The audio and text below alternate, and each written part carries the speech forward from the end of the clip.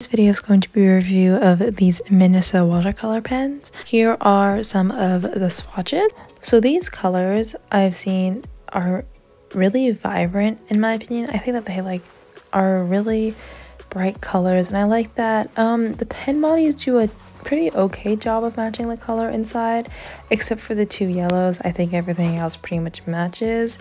I do wish that there was like an in-between color between the yellow and the orange instead of two of the exact same color. But other than that, I think the range of colors is pretty good. I also didn't like that peach color. It was just a very neon color and it doesn't show up in any other way other than just straight up using it. And even then it like barely shows up. So other than that, I think that the color range of these markers was pretty nice. So the next thing I did is I tried to see if I could color on like a non-porous surface such as like plastic and just use them as a watercolor, and it worked really well. As you can see in these swatches, the colors all showed up. They're definitely a lot lighter than they were when drawing outright, but that's to be expected. But the colors were all different. They all showed except for like that peach color, it just barely showed, but even that color showed. So I think for using as watercolor, these colors are actually really good and I would recommend getting these markers if you want to use them like that. So here's just a close-up of all of those swatches, and then after I tried using these for watercolors, I wanted to see how these would work with blending, so I tried a few different techniques. One of the techniques I used is just mixing a color onto a plastic surface and then doing that thing where you put like your marker in one color and then you blend them together to see if the color would go away, and it did go away and you got this really nice maroon color that you could also use as watercolor if you wanted to. Another thing I did is I took two different colors and I used them as watercolor to blend them together.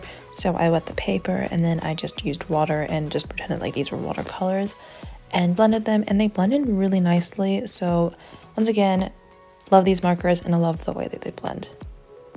So the last thing I want to do is see how these markers blend just as markers, and I would not recommend doing that with these markers because these just rip the paper. This was like a really thick watercolor paper. It was holding up to all the watercolor, but it couldn't hold up to these markers blending, and they just didn't even do that good of a job.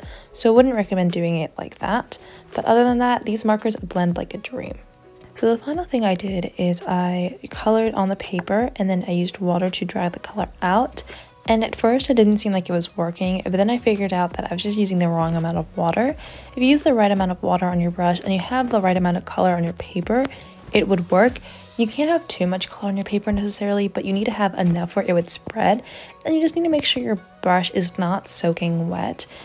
And there are a few ways you can do your brush strokes to make sure it blends nicer, but other than that, really these blended really nicely. Like for some of the swatches, I couldn't even tell that I used marker in the first place, which is really great. So if you want to use these as like putting the marker down first and then using water, then I would definitely recommend doing that because it definitely works with these markers. So after I finished swatching, I decided to make a few different art pieces, just like mini art pieces, to test how these markers work for just a general art piece. So the first one painting I did was this sunset, and I just wanted to see how the putting the marker down first and then blending would work, and I really liked how it turned out. And the second one I did was using these markers as watercolor, and it's just like a different sky. And then the last painting I did was of space, and it's like a combination of the two techniques, and it's honestly, this is my favorite painting out of the three that I did. And yeah, so that's pretty much it for today's video. Thank you guys so much for watching. I hope you enjoyed today's video, and if you did, don't forget to hit that like button and subscribe.